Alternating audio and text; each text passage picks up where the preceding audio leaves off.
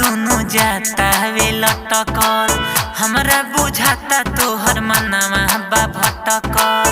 हमरा बुझाता तोहर मनवा बा एहो दिने प दिन दोनों जाता वे लटकल। हमरा बुझाता तोहर मनवा बा भटकल।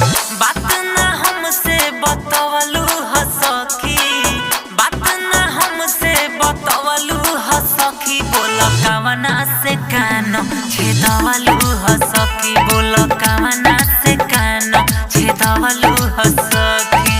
बोल ना बोल कवना से कान छेदवलू ह सखी। Music by Raja Babu. Mixed by Seth Raja। दोनों के दोनों हमरा लौकता झूलल।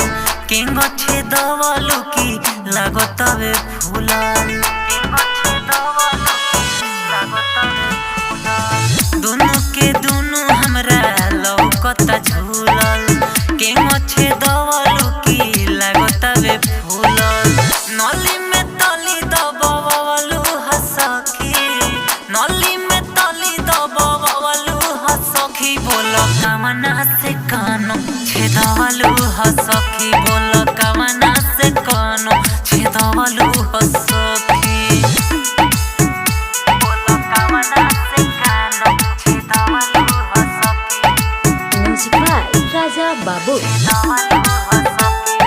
Mixed by Seth Raja। बाहवे चोटाइल लागे बड़हन बा चोट से।